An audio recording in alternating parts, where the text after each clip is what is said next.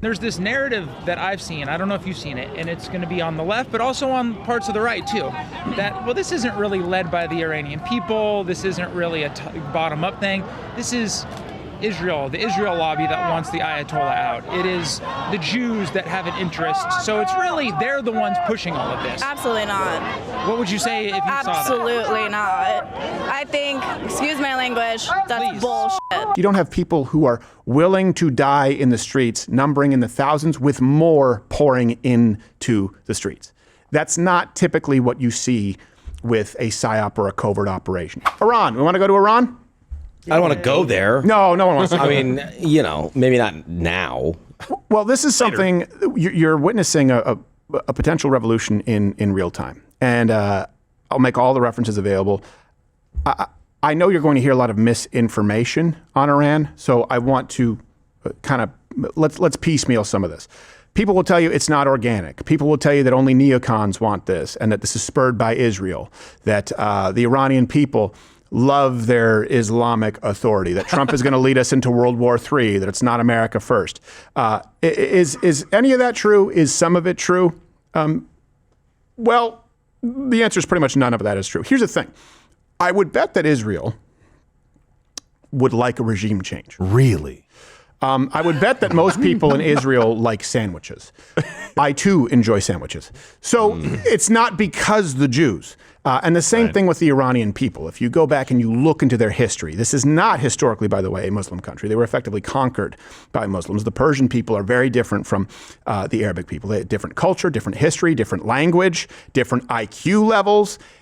And this is not a government that was elected by a majority of the people that turned on. This was basically a hostile takeover. This has never been a legitimate government. And the people have been trying to stage a revolution for quite a while. So they have their own interests, and other international actors may have interests too. That's what sort of muddies the waters. So let's go into this. Over the weekend, the protests continued to escalate, and it's really hard to know the accurate death count because we're getting some of that info from Iran.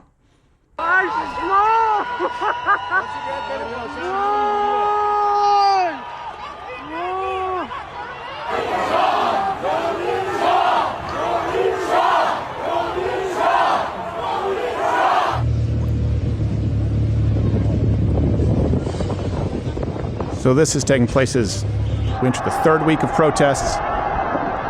Thousands likely dead. The numbers are only listed as hundreds. Outside communications completely cut off. Elon Musk trying to get Starlink going. Public executions being announced by the regime.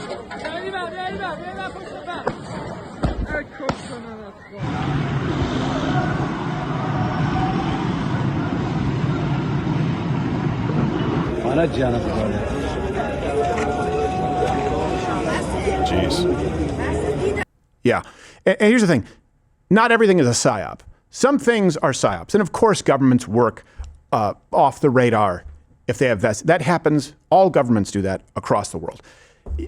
Not all of the many hundreds, potentially thousands of people who have been killed in Iran are on the payroll of anyone else. Many of them are willing to die, and more people pouring into the streets. That doesn't happen unless it's organic. Just to be clear. Well, it's been going on for decades. Yes. It fires up, and what happens is the regime usually puts it down hard enough in public executions and disappearing people, and they go back home. Right? So it's not like Israel every single time is like, here we go, we're going again. Right. For 20, 30, 40 years now. And is there one guy, one person, one figure that's leading this movement? It doesn't seem like there is. And that's usually a good sign. If there's one guy, it's usually a good sign of some other intervention. Right. Like, hey, here's our leader. Here's our guy. Here, we give him all the tools he needs. Right. And he'll create an uprising in his own people. That's not. No, it's not. You have a few people who are acting, I would imagine, in positions of more authority than others. That's why they're going to execute those who they think are the worst actors. But no, this is something that is a long time coming. And, let's rewind this. Hey, what if Iran did get to the point of having nuclear weapons, which they were going to? Then their threats here wouldn't ring so hollow. There's very little they can do. They can engage in terrorism, of course, and they can have sleeper cells, and they can hit military bases.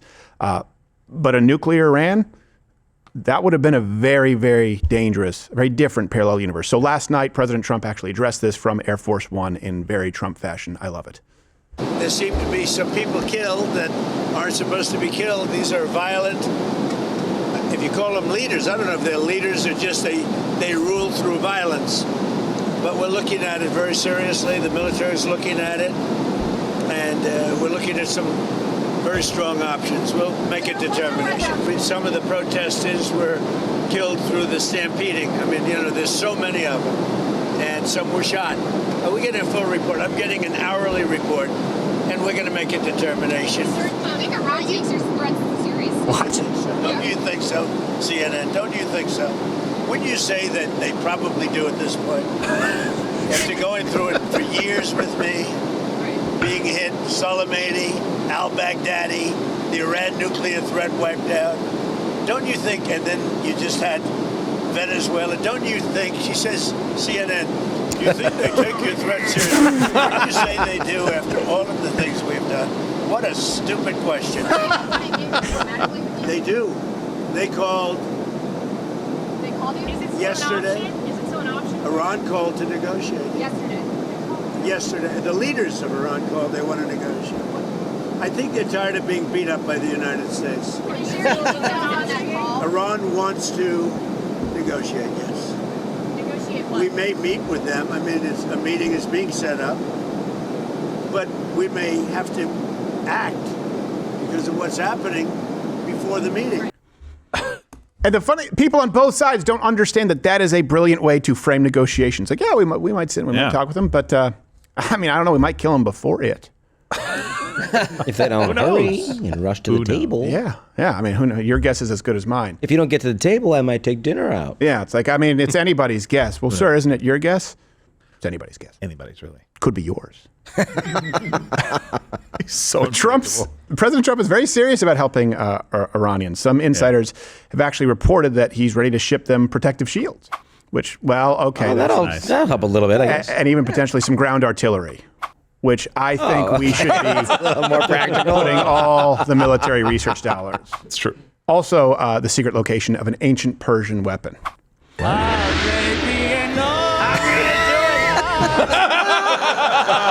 Now I get it's Arabian, it's not Persian. Whatever.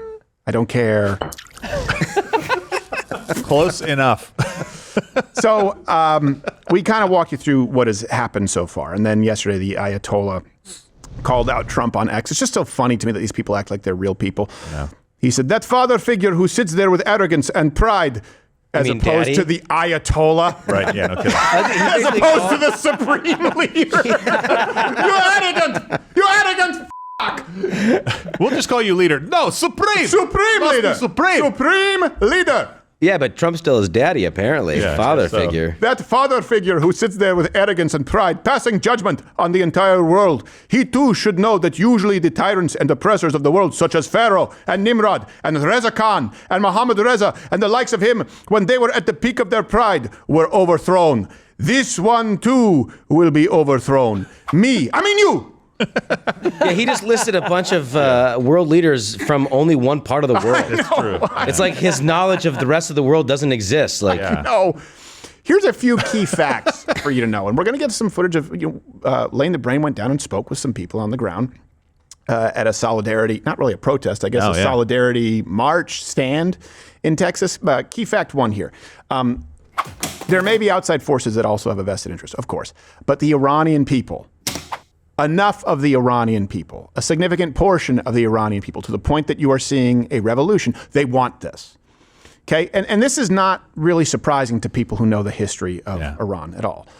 Let's talk about this Islamic Republic, right? They took power in 1979. Okay, then they instituted a Muslim theocracy with hijab laws. They murdered tens of thousands of their own people. And what's really funny is they talked about the Shah before them, saying he's arrested and executed people. The number was, the estimate is probably about 4,000. The Ayatollah Khomeini did it far more, completely silenced, destroyed political opposition, also destroyed Iran's economy, helped finance and conducted worldwide terror attacks. I mean, across the globe. They're the biggest funder of terror across the globe. And here's the thing, libertarians here who are non-interventionists, don't you understand that the people of Iran, they share common ground with you? They don't want their tax dollars going to build nuclear bombs and fighting wars, for example, in Gaza. Just like you don't for Ukraine. They have no say in it because if they speak out, there's a chance that they get executed. This is one thing that's lost on a lot of people. Here's another claim that you'll kind of see being made is that this is all CIA, that this is all Mossad right now, which you tell me if that passes a sniff test. You don't have people who are willing to die in the streets, numbering in the thousands, with more pouring into the streets.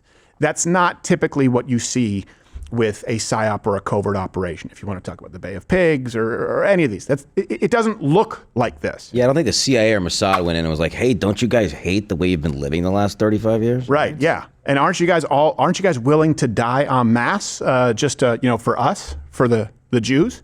Here's the truth: the Iranian people, they've wanted the regime gone for a very, very long time, almost as soon as they came in. Pretty much. And this is an exclusive here. Lane the Brain spoke with some demonstrators this weekend about this exact topic. Hear it straight from them and ask yourself, are all these people paid by outside actors? There's this narrative that I've seen, I don't know if you've seen it, and it's going to be on the left, but also on parts of the right too, that, well, this isn't really led by the Iranian people, this isn't really a bottom-up thing, this is Israel, the Israel lobby that wants the Ayatollah out. It is the Jews that have an interest. So it's really, they're the ones pushing all of this. Absolutely not. What would you say if you saw that? Absolutely not. I think, excuse my language, that's Please. bullshit. That's absolute bullshit. All these people, look at this. Everyone on the streets, millions and millions of people are on the street. They're getting killed.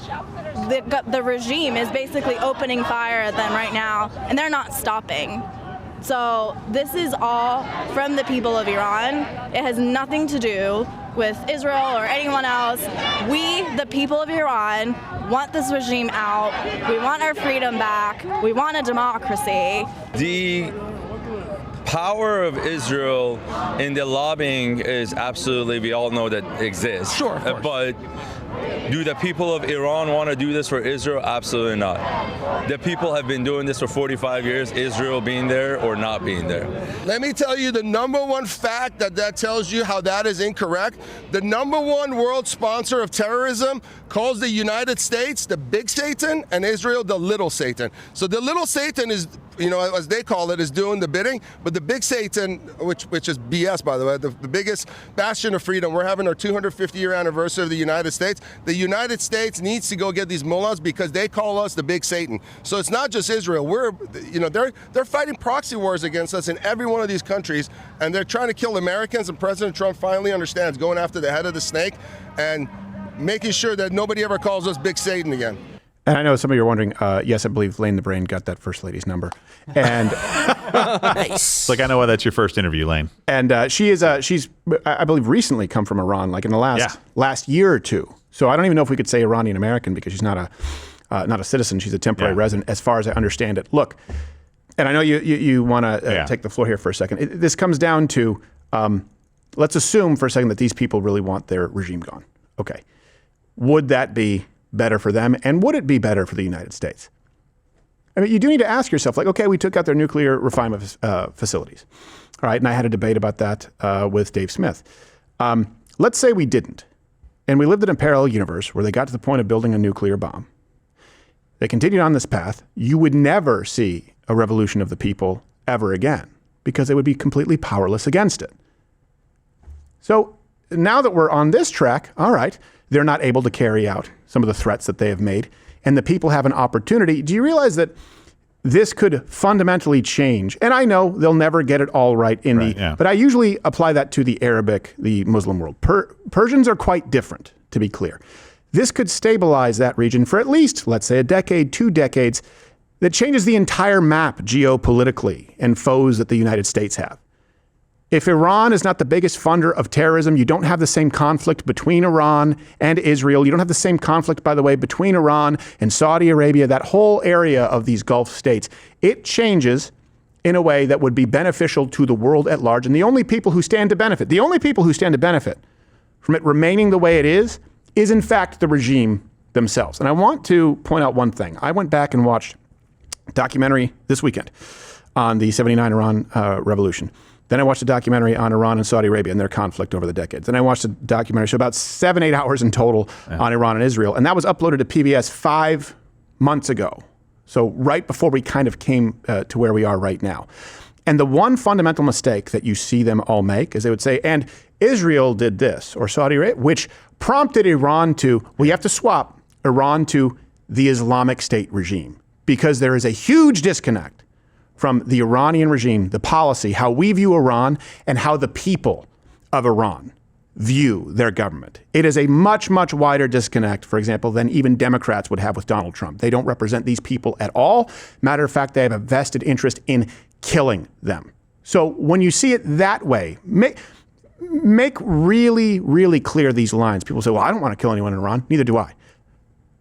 Their own regime does. That's the difference. You need to address the regime versus the people, and that would necessitate two different approaches in dealing with Iran. Are you dealing with Iran by giving a pass to the regime, or are you dealing with Iran by having a heart for the Iranian people? That's not to have the discussion and say, is it worth our tax dollars? Should we be involved? Right. But let's not just say Iran as a whole. Yeah, and I mean, you know, the Dave Smiths and those guys who are anti-intervention, I understand why. Like, sure. Iran poses a very unique challenge for us. We could go in there and we could probably make this thing happen, but it would be very, very costly and difficult, and you never know exactly what you're going to get. But that's what we have now, right? So you've got the revolution that happens from all these college kids, basically, these college-age young people that just want change because the Shah is too close to the United States. He's repressive. He's making it to where 4,000 people, I think, or so were killed. But they had a lot more freedom. But they just didn't like that. And so they went through a revolution and got something worse in the Ayatollah. And they very quickly realized that and started protesting against it. And it's like, yes, it could be messy. But the people of Iran have wanted this forever. Right. As long as this has been in place since 1979, I'm betting in 1981, people were like, all right, this sucks, okay? This was supposed to be better. Yeah. And it's not better because they've been talking about this for a long time. And I know it could be messy, but it would be better than what we have right now. And we'll get to why with China and Russia. This matters a lot more to us than most people think. Well, this is an America first thing. The only reason that Iran is not considered a more formidable foe is because they don't have the ability. But if you were to take, let's say, a superpower like China, like Russia, and add on top of that, death to America, the great Satan, we will eventually wipe them out. I think you'd take it quite seriously. The whole point is that it's probably not in our interest for Iran to get to that point. How we deal with it, that's a discussion to be had. Here's another claim that you'll see made. So I want to disabuse you of some ideas out there that are simply false, and then I think an honest discussion can take place. Claim. I don't know if you have this to claim. No? Hit it. All right. Thank you. I forgot I was a Mario one. You'll see people saying this is a psyop because Muslims would never burn a mosque. You're seeing mosque burnings. Yeah. Here's the truth. Muslims have destroyed mosques a lot. Mm-hmm. I mean, that was kind of a calling card. All the greats have their calling cards. I mean, if you go back to 79, the Saudi army just destroyed this grand mosque in Mecca after it was taken over by Muslim extremists. If you go all the way through 2018, Sunni Muslims destroyed an Ahmadi mosque in Pakistan. You had ISIS destroying mosques. It would happen all the time between Shia and Sunni Muslims. All the time, they would destroy each other's mosques. It's like biker gangs taking out each other's clubs. They revile each other. I think people in the West have this idea that a Muslim would never destroy a mosque because we fought a war in the Middle East for 20 years, a global war on terror, and that was one of the things. They used it as like a home base rule. Like, oh, if I'm in the mosque, you can't do anything. Right. And so that's kind of, I think that's where that stereotype comes from. But it's not necessarily an untouchable building. Well, here's another truth. The protesters there are very likely not even Muslim. Oh. So this is one thing that's very telling, and I highly recommend you go check out the references. If you look at the percent of the population of Iran that identify as Muslim, now according to the government census, it's 99.5%. 99.5% of Iran is Muslim. Huh. Ooh, all non-government surveys have it less than 50%. Yeah, anytime I see a government survey and it's 99, it's like, oh, they put a 0.5. Right. Yeah, so that we're like, so it's believable. Right. Now, that doesn't mean that they're all Christian, but I will say this. The United States, by the numbers, is a significantly more Christian nation than Iran is Muslim. Yeah. So when you say the Iranian people, as though the Iranian people are one and the same with the government, who are Islamo-fascists, how do you reconcile that if you know that the majority of their country, they don't even identify as Muslim? And that, by the way, there are, according to unofficial number, at least 1 million Christians in Iran today, and it's growing. So that's a really big tell The government's saying 99 are Muslim. Yeah. What does that mean? They want it to be, and they'll kill you if you're not. They'll kill you if you convert. Well, it's basically they want this. They want to wear the hijabs in public and have all of these Sharia laws in place. It's like, no, actually, they don't. Yeah. Less than 50%. They force women to wear hijabs for the same reason they will publicly execute these protesters without trial Yeah. and not allow the families to visit. And they're saying that on Wednesday. Yeah. They're going to start rounding up. I don't think I'll talk about that later, but man, that could be very brutal. Yeah. Well, here's another key fact you're right. President Trump is motivating the protesters. That is true. There is motivation. They are hoping that the United States comes to their aid. Not exactly how you think, though. So the Iranians, they've been, again, like we said, protesting the regime for decades. This round started before Trump went into Venezuela, but his rhetoric, they have said, are making a significant difference. Huge. They feel as though someone is acting as a backstop, especially after taking the nuclear refinement facilities out. That's not something that the Iranian people want their money going toward. We haven't even talked about the economy. I mean, just unbelievable inflation that you couldn't even imagine here. People living in poverty. People with high IQs, by the way, and high levels of education, just not having any economic opportunity. They don't want their money going to build nuclear bombs. So hear it again from the people who are down there, who are Iranian here in the United States. Hear them describe it. Why do you think President Trump maybe inspires a little more hope, or what is it about his leadership that kind of gives people more confidence that this could be, the time that it actually happens? President Trump is a man of his word. He doesn't back him up. He doesn't stay quiet. He doesn't stay silent. He stays for what's right. Regardless of what the mass media says, the mass media always follows their ideology. And if something doesn't fit their ideology, they won't represent it. We have seen it. Right now, there's for the last 48 hours, there's been quite a complete blackout in Iran, which means that there is no internet, there is no communication from Iran to outside world. So they're doing mass massacre in Iran. I think a lot of people realize that President Trump is not to be played around with. We saw what happened in Venezuela. President Trump also went in and took out the nuclear sites that the Islamic Republic so much has, that the people of Iran have no problem with Israel. The people of Iran are peace-loving people. They're not interested in nuclear weapons. They're not interested in all the things that these mullahs that have hijacked Iran are doing. And the most important part that this is really happening is because we have the back end of the world. And for the first time in the White House, we have a president who gets it. The only message I got is for President Trump and every other political head, president, everyone out there. If you're going to say you're going to do something, you better do it, because if you don't do it, you're endangering the people that are inside the country. And they go out there, they risk their lives, and they're hoping that there is some kind of outside help coming in, but it's not. So it has been, January 3rd, he said it? Yeah. January, yeah. And about a week. About a week and a half, and people are dying. What else do you need? Go out there if you're going to do it. And here's the thing. I think that the people should plan a revolution where they can carry it out themselves. Yeah. You shouldn't rely on the United States. But again, that is relevant. The regime change would benefit the United States. And yes, by the way, Israel. But it doesn't mean that that's why the people there are supporting it. Let's put this in perspective. Right now, what's the most oil-rich country on earth? Venezuela? Venezuela. Okay, so Venezuela. So that one now. New information to me. Yeah, that one now. It was high. Stabilize it. Yeah. Okay? And a lot of their oil, we gave you the number, how much was going to China. Right. And how much China was investing in Venezuela. That's in our hemisphere. Okay. So that's one that, of course, we don't know where the chips will fall, but we're on a better track. Same thing with Iran, by the way. Yep. Crude oil. We can look at China the gets it Islamic from Republic. there. They're the world's largest sponsor of terrorism. Okay? That's gone if the Islamic Republic falls. China and Russia would lose their biggest partner in the region. Again, China imports 23% of all of its oil from Iran. So you change the game with Venezuelan oil and you change the game with Iranian oil. Guess what? You avoid a war with a nation like China going forward. You guys understand this, right? Actions need to, if you just do nothing, that doesn't mean that war never happens. It means that war will happen. It's an inevitability, especially when you're dealing with evil actors, because then they see weakness. They will always expand. They will always encroach. Yeah. So putting China on its heels with both Venezuela and Iran as a multi-pronged approach, that is incredibly effective. Iran, by the way, is also the top supplier of drones to Russia. Yeah. Yeah. Now, what's going on in Ukraine right now? It's basically a drone war right now. So that would be a massive, massive win for us. And one reason Lane actually brought up something. He reached out to one of his friends in China. He went to school there for a brief period of time, and they're like, "You're CIA, go!" And that's Russian. I don't know. I can't do Chinese that's okay. voice. I get whatever. it. Yeah, that sounded very Chinese. Yeah, very Chinese. But anyway, he reached out to one of his friends, like, "Hey, what do you guys think about what's going on in Iran?" And they're like, "What's going on in Iran?"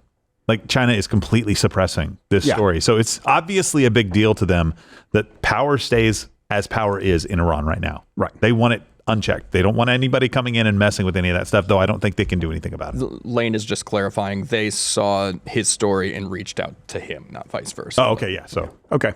Well, all Lane. It's funny because, by the way, I think it's true that you do have the Israeli government trying to apply leverage to big tech companies sometimes to change the algorithm. That's true. That's a problem. We need to call it out where we see it.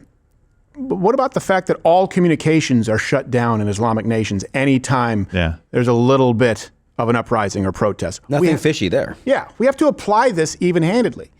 Yeah, we should act in our own interests, and Iran existing as it does is diametrically opposed to the best interests of the United States. That doesn't mean that we invade, but it does mean that we have a vested interest right now. If you want America first, if you want the steady supply of energy, if you don't want prices subjected to incredible volatility because of instability in that entire region of the world, then you would want to have a different government that is America friendly in Iran. That would be America first. And by the way, let me just lay this out really quickly, because a lot of people will say, no, we just need to work with this government. Okay, fantastic. I'll take you at your word. In 2009, there was an election, and the Iranian people thought that their votes were stolen, essentially. And so they basically had 1 million people out in the streets in 2009 protesting and marching and screaming, "Where is my vote?" Okay, the United States did virtually nothing to help. That's, I think, the Green Revolution, Green Movement, whatever they want to call it. We tried to work with the government. That was a key moment where we could have just done a little bit of a hat tip like Trump has done and said, hey, be careful. Don't do anything to those protesters over there. If you kill too many protesters, you're going to, hey, we're considering strong options right now. Trump has always had hey, look, I'm going to go and show these guys that they have a backer without fully committing us to something maybe we don't want to do. And by the way, the same people saying you should work with their government are the same people who then go, can you believe that George Bush was working with the Saudis? There's no winning with that. You'll look back and you go, wait, why were we working with a government that suppressed its own people and executed its own people and violated its own people's human rights? They didn't represent their people. So there's no winning with that. It's just people wanting the Monday morning quarterback. Also, is there no moral qualm with help working with the government like that? Exactly. Handing over $6 billion to them? Yeah, no kidding. That they're going to turn over right to Hezbollah and Hamas and whoever knows? Right. No, that's a very good point. So all of these, it's not just as simple as people go like, it's the Jews. I guarantee you Israel has a vested interest in Iran not being under the thumb of the Islamic Republic. That doesn't mean that the people can't have a separate interest. They can be sort of parallel to each other. Right. They can be congruent, but it doesn't mean that they're doing it for the other. Right. The enemy of my enemy, essentially, right here. Yeah. And in that case, they might not even be taking that into account. Yeah. Now, here's a kind of a bonus piece of information. With Iran going on, certainly as far as forced hijabs, right? The women were wearing bikinis back in the day. And now the women live under the Islamic Republic where they're they got a lot of completely stripped of their rights. You would think that, especially considering, how they have the Palestine flag and LGBTQ flag and that Donald Trump is a chauvinist and patriarchy and Handmaid's Tale, American feminists would be showing support for the ladies of Iran, right? But why do you think you're not seeing that support that you might have seen those groups give people like Palestine or when there's other similar situations? That's actually a great question that I don't know the answer to. Like, I don't know why people are quiet. The feminists, everyone who stood with us, who amplified our voices in 2022 for Mahsa Amini, a lot of them are quiet right now. Where's the mainstream media? Where are these news channels that talk about women's rights? This is a women-led revolution. This is the first women-led revolution in the world, and there's no media, there's no CNN, no BBC, no Telegraph, no ABC, no Fox News, no CNN. I mean, where's the mass media? The people that here are trying to represent the oppressed have no clue what oppression is. They've never been oppressed. We've been oppressed by the radical Islamists. They have occupied our country. Now we are trying to take it back. They are trying to allow the radical Islamists or radical anything or socialists to take over other people's country.